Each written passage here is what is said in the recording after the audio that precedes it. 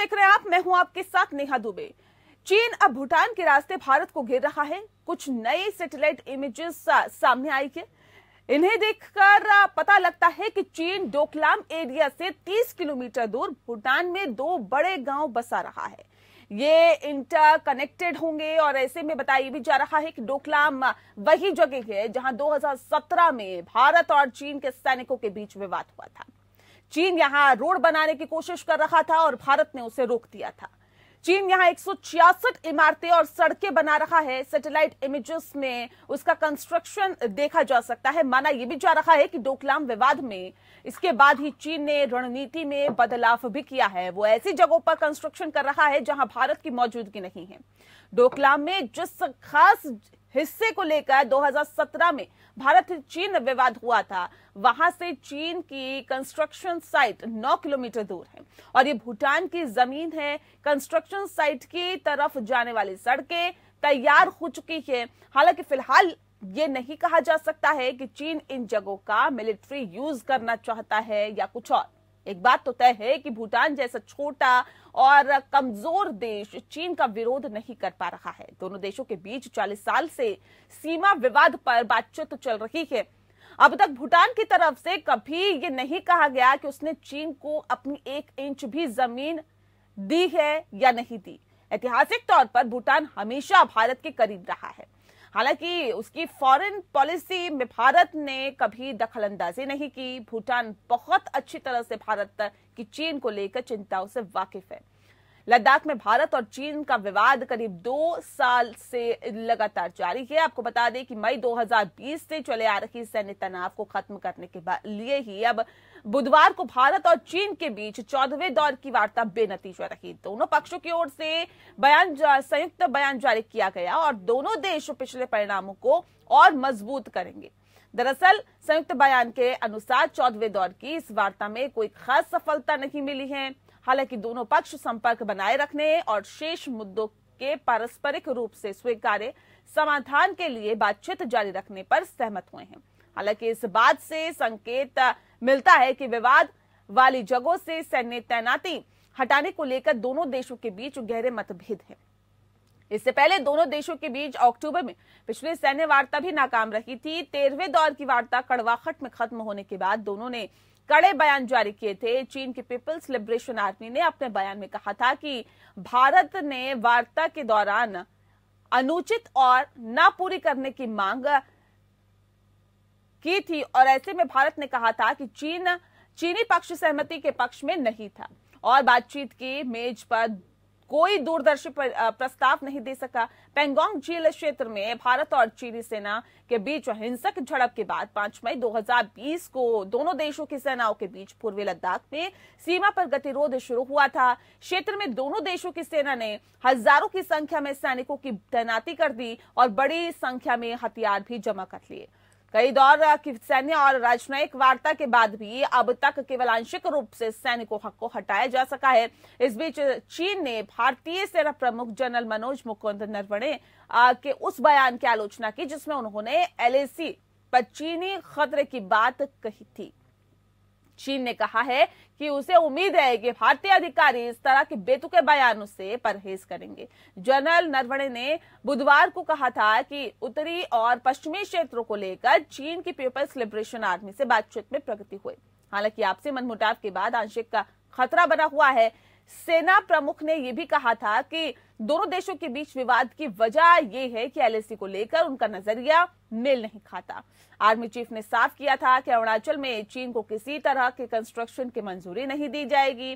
उन्होंने कहा था कि जहां तक हमारा संबंध है, हम अपनी सरहदों की हिफाजत के लिए अलर्ट है और ऐसे में आज जो हालात है उन्हें किसी ताकत के बल पर नहीं बदला जा सकता है।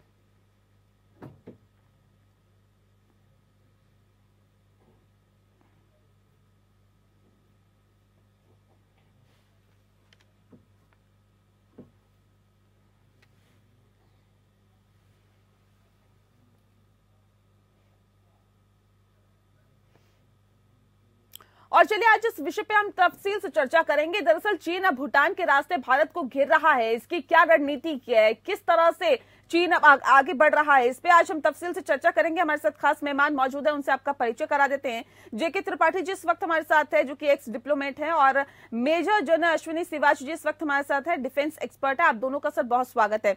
सबसे पहला सवाल मेरा सिवाच जी आपसे है, चीन अब भूटान के रास्ते, क्योंकि इससे पहले हमने देखा कि किस तरह से एलएसी पर लगातार तनाव की स्थिति अभी भी हालांकि बनी हुई है, अब भूटान के रास्ते वो भारत को घेरने की रणनीति बना रहा है सर, और कोशिश कर रहा है कि भारत को घेरा जा सके। उसकी कोशिशें लगातार इस बात को लेकर है कि चाहे एलएसी हो, चाहे वो भूटान के रास्ते हो या फिर किसी और रास्ते हो, भारत को कहीं ना कहीं झुका सके, भारत को घेर सके। अब ये जो एक नई रणनीति सामने आई है सर, इसे आप कैसे देखते हैं, और क्या इसकी रणनीति है, आगे क्या स्टेप उठा सकता है चीन? देखो, बिल्कुल नेहा, इस पर कोई शक नहीं है। अगर आप अपना ध्यान वापस ले जाएं तो कि चीन का जो लैंड बॉर्डर है वो 14 देशों से है। उसमें से 12 देशों के साथ ने अपने लैंड का जो बॉर्डर इश्यू सॉर्ट आउट कर दिया है। 2 ही देश हैं जिनसे अभी तक सॉर्ट आउट नहीं हुआ है, वो भारत है और भूटान है। और कहीं ना कहीं अभी वो भूटान पे बहुत ज्यादा प्रेशर डाल रहा है और किसी तरीके से वो सेटल करना चाहता है अपने फेवर। अगर आप ले जाएं ध्यान 2017 में, तो वो डोकलम में आया था, जो कि अगर भूटान को देखें तो भूटान के 3 हिस्सों में हम डिवाइड कर सकते हैं, ईस्टर्न भूटान, सेंट्रल भूटान और वेस्टर्न भूटान। जो वेस्टर्न भूटान है वहां पर है ये डोकलम, जो कि भूटान की टेरिटरी के अंदर चीन आ गया था और वहां सड़क बना रहा था और भारत ने उसको मना किया था। उसकी वजह बहुत ये थी कि अगर चीन जो है वहां तक सड़क बना के और आगे आता है तो वो हमारा जो सिलीगुड़ी कॉरिडोर है, जो कि हमारा नॉर्थ ईस्ट से रेस्ट ऑफ इंडिया को जोड़ता है, उसको प्रभावित कर सकता है और वो उसको कट ऑफ कर सकता है, जिसको हम चिकन नेक भी बोलते हैं और चुंबी वैली बोलते हैं। और ये बहुत बड़ा खतरा था और भारत ने उसको मना किया और 73 दिन तक फिर आपस में वहां पर एक प्रकार मुठभेड़ जैसी सिचुएशन हुई। उसके बाद चीन वापस चला गया, मगर उसके बाद उसने बहुत कुछ कार्रवाई की। एक तो उसने ये कार्रवाई की, वो पीछे जाके और भूटान के दूसरे इलाका, एक झांफरी रिज कहते हैं, वहां से उसने सड़क बना ली और वो जो डोकलम में नहीं कर पा रहा था वहां से उसने करने की कोशिश की कि किसी तरीके से ऐसे इलाके में आ जाए जहां से ये चुंबी वैली को आर्टी फायर से इफेक्टिव कर पाए। दूसरा इसने क्या किया कि भूटान के ऊपर प्रेशर डाला और भूटान को बातचीत की कि आपको हम जो है सेंट्रल सेक्टर में कुछ इलाका दे देंगे, आप डोकलम का जो इलाका है वो चीन को दे दें। और एक 3 स्टेप एग्रीमेंट भी इन्होंने साइन किया भूटान से, क्योंकि अब भूटान के ऊपर बहुत बड़ा प्रेशर आ रहा है और मुझे लगता है कि चीन कहीं ना कहीं समझौता करना चाहता है और वो अपने टर्म्स में, क्योंकि इसमें उसने क्या किया अपने। लेकिन सर समझौता अगर चीन करना चाहता है, ये क्या उसकी हरकतें हैं समझौता करने वाली? अगर हम एलएसी पर देखें, जिस तरह की तनाव की स्थिति बनी हुई है, भूटान के रास्ते वो भारत को घेरने की कोशिश कर रहा है। पहली बात तो क्या उसकी हरकतें अभी फिलहाल आप देख पा रहे हैं? जो सैटेलाइट इमेजेस निकल के सामने आ रही है वो बहुत कुछ बता रही है कि चीन किस तरह से अपने मंसूबों को कामयाब करने की कोशिश कर रहा है। तो क्या उसकी हरकतें ऐसी है? और दूसरा सवाल सर ये भी है कि भूटान के रास्ते जिस तरह से वो भारत को घेरने की कोशिश कर रहा है, ये अपने मंसूबों को किस तरह से कामयाब करने की कोशिश है चीन की, और क्या वो इसमें कामयाब हो सकता है? क्योंकि खुले तौर पर तो वो कामयाब नहीं हुआ, लेकिन जब दूसरे देशों के रास्ते वो आने की कोशिश कर रहा है, भारत के अंदर प्रवेश करने की कोशिश कर रहा है या फिर भारत को घेरने की कोशिश कर रहा है, तो ये इसमें कितना वो कामयाब हो सकता है? देखो, इसमें तो कामयाब होने की पूरी कोशिश कर रहा है वो, क्योंकि उसने क्या किया है कि वेस्टर्न सेक्टर जो है, जो बेसिकली डोकलाम का इलाका है, वहां पर ये जो गांव बना लिए हैं, उससे एक प्रकार अपना वो दिखाना चाहता है। ये जो न्यू बाउंड्री लॉ लेके आ गया है कि ये इलाका चीन का है, क्योंकि गांव बनने से उसकी जो एक प्रकार से राइट और बढ़ जाएगा। और ऐसे में अगर वो आता है और सिलीगुड़ी कॉरिडोर को इम्पैक्ट कर सकता है तो भारत के लिए बहुत बड़ा खतरा है। तो अगर आप एक ध्यान दें नेहा, इन्होंने क्या किया है, जो ईस्टर्न इलाका है भूटान का, साकाटांग वाइल्ड लाइफ सेंचुरी, उसको भी इसने डिस्प्यूटेड बता दिया, जहां से वो तवांग के इलाके में डायरेक्ट जा सकता है। इसका मतलब यह है कि आज की तारीख में वो भूटान के ऊपर प्रेशर डाल के भूटान के साथ अगर आगे समझौता करेगा तो वो अपने टर्म में करेगा, और जो डोकलम का इलाका है वहां पर अपने गांव बसा के अपना जो ये दिखा रहा है कि ये इलाका उनका है, और वो जामपरी रिज तक आने की कोशिश करेगा, जहां से वो सिलीगुड़ी कॉरिडोर को एक प्रकार से डोमिनेट कर पाए, और ये एक बहुत बड़ा खतरा है क्योंकि वो हमारा नॉर्थ ईस्ट से रेस्ट ऑफ इंडिया को काट सकता है, और ये एक नॉर्थ ईस्ट के लिए बहुत बड़ी। चलिए शिवराज जी बने रहिए हमारे साथ, त्रिपाठी जी भी लगातार बने हुए हैं। त्रिपाठी जी, अब सवाल इस बात को लेकर है सर, चीन की विस्तारवादी नीति न सिर्फ भारत बल्कि उससे कई देश और परेशान है। भूटान भी उनमें से एक है, भले ही वो छोटा देश हो, लेकिन वो खुलकर कभी भी सामने नहीं आया चीन के विरोध में। कभी उसने ये नहीं कहा कि मेरी 1 इंच जमीन उसने ली या नहीं ली, कभी भी इस तरह का कोई विवाद या फिर कोई भी बयान निकल के सामने नहीं आया। अब सवाल इस बात को लेकर भी है, अगर भूटान के रास्ते भारत में प्रवेश करने की कोशिश या भारत को घेरने की कोशिश, जो इमेजेस सामने आई है वो क्या बताती है? और क्या भूटान, क्योंकि हमारे साथ तो भूटान के रिश्ते हमेशा से अच्छे रहे हैं सर, अब ऐसे में क्या चीन भूटान से भी रिश्ते खराब करने की कोशिश कर रहा है? और क्या इसका इम्पैक्ट पड़ सकता है, इसका प्रभाव पड़ सकता है क्या भूटान और हमारे रिश्ते के बीच? देखिए, भूटान, जैसा कि सबने कहा है, भूटान एक बहुत छोटा सा देश है जी। और वो 2 बड़े देशों के बीच में घिरा हुआ पड़ा हुआ है। भूटान के साथ हमारे रिश्ते ट्रेडिशनली बहुत अच्छे हैं, लेकिन भूटान ये भी हिम्मत नहीं कर सकता कि वो चीन को डायरेक्ट नकार दे या उसकी चीन की सेना पे आक्रमण कर दे, क्योंकि ये तो मतलब विश्वसनीय है नहीं। बिल्कुल। तो भूटान इस मामले में कुछ नहीं कर पाएगा। बस यही है कि भूटान का मामला भारत अंतर्राष्ट्रीय स्तर पे उठाए, क्योंकि अगर भारत वहां कुछ करता है, आपको याद होगा जब डोकलाम की बात हुई थी, जब डोकलाम का टेंशन हुआ था, तो डोकलाम वस्तुतः जो है वो भूटान और चीन के बीच में है। डोकलाम पे हमारा कोई हिस्सा नहीं है, लेकिन हम डोकलाम के पास हैं, इसलिए हमें ये परेशानी थी कि चीन हमारे और पास आ जाएगा। क्योंकि आप देखिए कि चीन ने अतीत में इसी रास्तों का प्रयोग करता रहा है। पाकिस्तान को चीन ने अपने पक्ष में कर लिया है, नेपाल को लेने की कोशिश की और लेकिन नहीं पूरी तरह सफल हो पाया। म्यांमार को लेने की कोशिश की, म्यांमार के सैनिक शासन से उनके अच्छे संबंध हैं, ऑंग सान सू की के टाइम में नहीं थे, लेकिन अभी भी म्यांमार के साथ हमारे संबंध बुरे नहीं। बांग्लादेश को उन्होंने लेने की कोशिश की, वो भी नहीं हो पाए। श्रीलंका और मालदीव में अभी उनके विदेश मंत्री गए हैं, मालदीव उनके चंगुल से एक तरह से बाहर आ गया, श्रीलंका अभी भी डाउटफुल है। तो ये सब देख के यही लगता है कि चीन हमें चारों ओर से घेरना चाहता है, और इसलिए भी घेरना चाहता है। चीन की देखिए एक नीति ये भी है, इस साल चीनी कम्युनिस्ट पार्टी की 100वीं वर्षगांठ है, और इसी साल वहां इलेक्शन भी है जिसमें शी जिनपिंग को तीसरे टर्म के लिए चुना जाएगा कि नहीं, ये बताना है। अब यहाँ पे देखिए, कोई भी तानाशाह हो, मिलिट्री तानाशाह या एक पार्टी तानाशाह, उसके लिए यही फायदेमंद होता है, उसकी यही कोशिश होती है कि ये दिखाए, चाहे शी जिनपिंग दिखाएं और चाहे जनरल बाजवा दिखाएं, ये दिखाने की कोशिश होती है कि बॉर्डर पे टेंशन है और हम हर टेंशन को रोकने के लिए तैयार हैं। शी जिनपिंग की पीएलए भी यही दिखाना चाह रही है। आप देखिए पिछले 1.5 साल में मेरे ख्याल से 6 बार उनके सदर्न और वेस्टर्न कमांड के लोग बदले गए हैं, कमांडर्स बदले गए हैं। तो चीन ये दिखाना चाहता है अपनी जनता को ज्यादातर कि देखिए हम किसी से डर नहीं रहे। जो हमारी ट्रेडिशनल जमीन थी, ट्रेडिशनल जमीन मतलब जो मिडिल किंगडम जो कहते थे 2000 साल पहले, कहते थे कि चीन जो है, चीन दुनिया के केंद्र में है और इसलिए आसपास का सारा इलाका चीन का है। तो वो ट्रेडिशनल किंगडम का कॉन्सेप्ट वो और उभारना चाह रहे हैं, जो उन्होंने 2013 से शुरू किया था। तो ये एक तरह से अपनी जनता को बहुत ही वो करने की कोशिश है। और दूसरी चीज ये देखिए, टेक्निकली डोकलाम के इलाके में अगर चीन कर रहा है कुछ, तो हम प्रोटेस्ट करने या उसके पास सटे अपने इलाके में उसी तरह की कार्रवाई टिट फॉर टैट करने के अलावा और कुछ नहीं कर सकते। हम इस मामले को लेके चीन की सेना पे हमला नहीं कर सकते कि डोकलाम में चीन कुछ कर रहा है।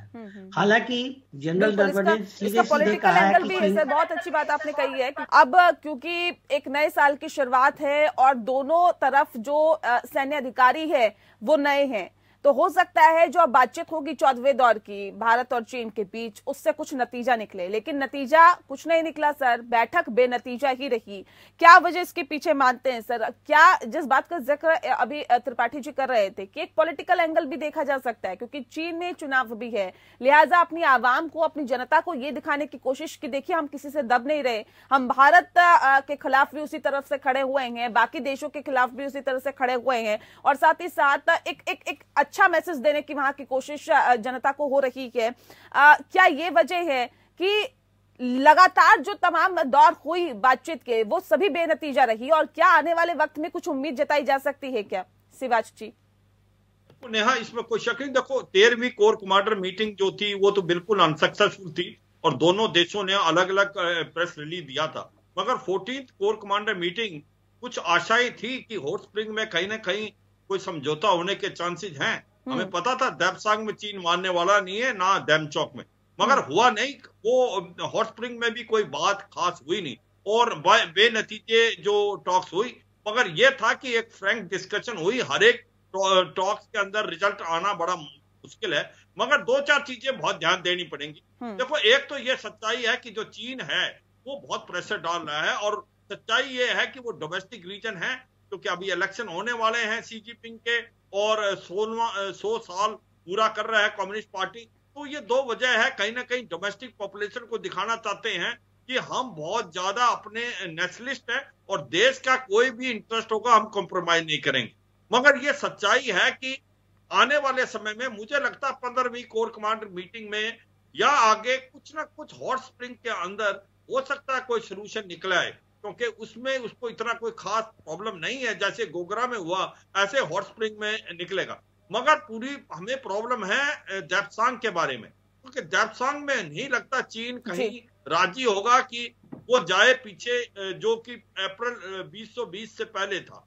उसकी रीजन है क्योंकि उसको लगता है जब से हमने दरबुक शोक दौलत बेग ओल्ड रोड बना ली है और दौलत बेग ओल्ड का जो सब सेक्टर नॉर्थ का उसका जमावड़ा बना लिया है, उसको डर लगता है कि भारत कुछ ना कुछ सब सेक्टर नॉर्थ से एक्साइचिन में या सिंगजांग जो उनका प्रोविंस है उसके अंदर जो हाईवे जा रहा है G219 उसको इंट्रोड्यूस कर सकता है। इसीलिए वो आगे आया है। उससे क्या होगा, उसको ने स्ट्रेटेजिक डेप्थ दे दी है एक्साइचिन को भी और हाईवे को भी, और जहां पर वो है वो डायरेक्ट जा सकता है नुब्रा वैली और साइचन ग्लेशियर बाईपास करते हुए आपका दौलत बेग ओल्डी को। और यही एक ऐसी जगह है जहां पर पाकिस्तान और चीन का गठबंधन हो सकता है।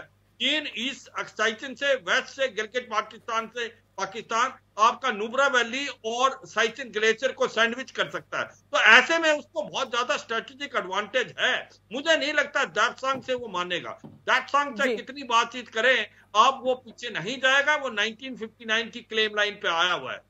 मुझे लगता है कि आने वाले समय में हॉट स्प्रिंग जो है वो शायद मान जाएगा, क्योंकि जिस प्रकार से हम गोगरा के अंदर माना है, मगर ये भी सच्चाई है जिस प्रकार से वो गांव बना रहा है, जिस प्रकार से उसने अपना इंफ्रास्ट्रक्चर डेवलप कर लिया है, 50 से 60 हजार सैनिक लगाए हैं, ऐसा लगता है लाइन ऑफ एक्टिव कंट्रोल अब बदलता धीरे धीरे लाइन ऑफ कंट्रोल बनता जा रहा है। मगर यह भी सच्चाई है कि भारत ने भी एक साफ सुथरे शब्दों में बता दिया है कि भारत की फौज हर चुनौती के लिए तैयार है।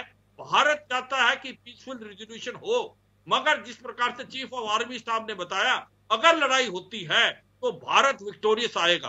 तो इससे मुझे लगता है खलबली मच गई है चीन के अंदर भी, और चीन में ही नहीं पाकिस्तान में भी। उनको अब लगता है डर कि भारत जो है अब मानने वाला नहीं है, दबने वाला नहीं है। बिल्कुल, इसका आभास सर चीन को है कि भारत मानने वाला नहीं है, लेकिन उसके बावजूद भी वो अपनी हरकतों से बाज नहीं आ रहा। त्रिपाठी जी, अब सवाल इस बात को लेकर है कि चीन डोकलाम एरिया से 30 किलोमीटर दूर भूटान में भी 2 बड़े गांव बसा रहा है। इससे पहले सर एक तस्वीर निकल के सामने आई थी जब ये कहा जा रहा था कि अरुणाचल प्रदेश में भी गांव बसा लिया चीन ने।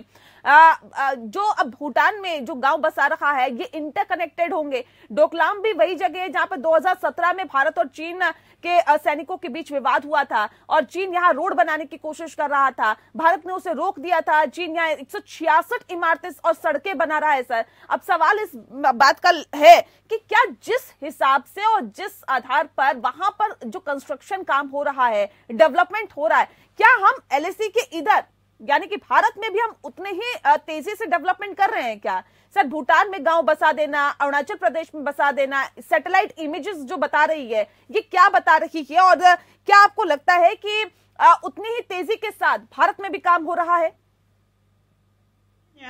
मैं बिल्कुल ये बात मानता हूं कि भारत में भी काम हो रहा है काफी अच्छी खासी तेजी के साथ, क्योंकि जो चीज 2002 तक जो सड़कें हमारी बॉर्डर रोड पे नहीं बनी थी, मतलब हमारी सड़कें कुछ 100 किलोमीटर की थी, अब हालत यह है कि हमारी सड़कें करीब करीब हर एरिया में है।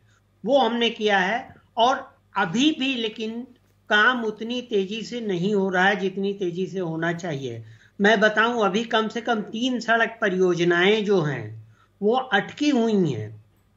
वो अटकी इसलिए हैं, अटकी हुई कि गृह मंत्रालय और जल शक्ति मंत्रालय और रक्षा मंत्रालय के बीच में तालमेल नहीं हो रहा है। 3 साल से अटकी हुई हैं। तो ऐसी चीजें अगर हम इनको जल्दी करें तो मेरे ख्याल से हम चीन को टिट फॉर टैट का दे सकते हैं। और इसीलिए अब चीन परेशान है। चीन चाहता है कि भारत अपनी तैयारियां पूरी करे। इससे पहले चीन वहां पर अपनी तैयारियां ऐसी स्थिति में ले आए कि वहां पर अगर कोई संघर्ष हो तो चीन सिर्फ ये बहाना देके कि देखिए नागरिकों को नहीं आप मार सकते, वो न करे।